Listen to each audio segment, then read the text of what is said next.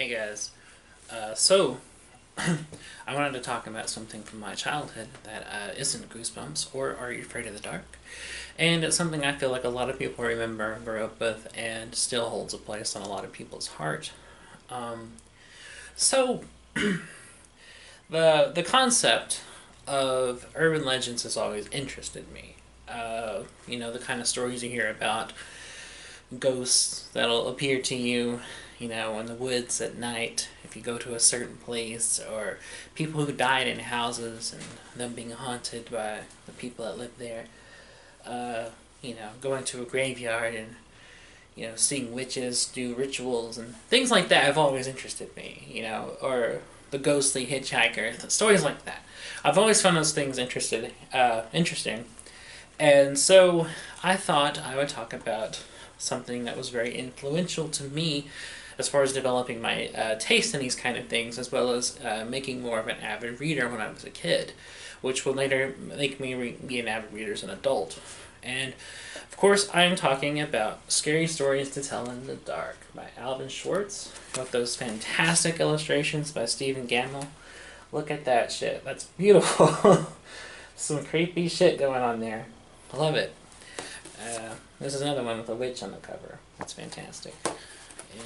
And this one has a weird ghoul thing. I love it. So, for those who don't know, Scary Stories in the Dark, the first one was a book published in the early 80s by Stephen Schwartz. It combines urban legends and folklore, and all of them are of a macabre bent. Some of them are humorous but still dark, and some of them are just straight up very disturbing and very fucked up for kids stories. Like this one, The Dead Man's Brains. It's fantastic, and it's just a collection of traditional folk stories. Like I said, they're all dark. Some of them are really fucked up, and they're all wonderful. And they're also, a lot of them are very strange. There's one about a couple of kids that are sitting on a post late at night, and they see this thing come up in the dark, like across the road, and they couldn't tell what it is, and it comes up and disappears. And then they start walking, and it starts following them, and they think it's a skeleton. And they're like, oh my god, and they take off running, and then the thing disappears when they get to their house. And then a year later, the kid gets sick and dies, and before he does, his friend says he looks like a skeleton. That's creepy. that's morbid shit. I love it. These are the kind of stories you hear growing up of these are kind of the essence of of the kind of shit you grew up telling your cousin and stuff. These kind of encapsulate the spirit of the Bloody Mary story, or like I said, the thing with the hook story, things like that. These are kind of those kind of stories. Only remove a lot of the gore and blood, and you get this as a result, and it's fantastic. These are the kind of weird stories you hear, for example, just to make one off the top of my head, it's the kind of story your cousin tells you about a babysitter that was babysitting a kid, and then someone knocks on the door and there's no one there, and then she tucks the kid in, and then she goes back downstairs and then sits on the couch and feels like a hand on her shoulder, that kind of thing. It's so great. So it's morbid fucked up shit like that that got me into reading stuff like Goosebumps, and then later got me into reading stuff like Stephen King and stuff like that. And all three of these books, because the full series is Scary Stories to Tell in the Dark, more Scary Stories to Tell in the Dark, and I like the title of this one, Scary Stories 3, More Tales to Chill Your Bones. They're all great, and these are all based on actual traditional stories and urban legends. There's one based on a story about a woman that I can't remember exactly. She has a bump, a blister, and it pops, and there's a spiders come out of it, something like that. It's really weird. I love the imagination, and they're just kind of told in quick little vignettes. Each story is only a page or 2 pages. They're very quick reads, and they're very entertaining reads because you're like, oh my god. And they're written in that kind of style, when you're telling a story. They're written kind of in that really simple, storytelling style, where you're like, Sam and Jake were two best friends who went down in the basement and there was a monster and it killed Jake. Like things like that. They're totally never. They're not really like. There's no eloquence. There's no like fancy, trying to flowery language. It's just set up. Here's the creepy shit that happens, and then here's the weird, usually twist ending to the end of it. And it's fantastic. In case you can't tell, I really love these. But anyways, sorry, going back to the history. So Alvin Schwartz actually had a history publishing books of folk tales as well. Not just this one. He published several in the 70s and the 80s. And he was kind of like a more hip Alan Lomax, going around collecting folk tales instead of folk music. Although there are songs in here as well about, skinny old women and dead people and stuff.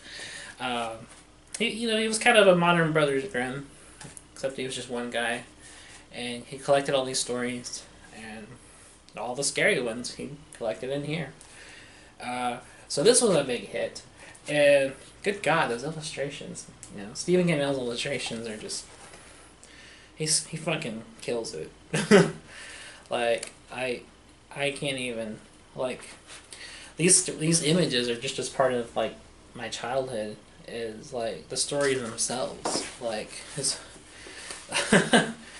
the other thing. I think seeing these illustrations actually in their own way have kind of helped me gain an appreciation for art as well. Like these are some of my earliest introductions into kind of actually noticing the illustrations in a book and appreciating them, which grew to a much larger appreciation of art and artists as I've gotten older. So, so these, hit with me in a lot of levels. So like I said, this one was a hit, and it was really popular.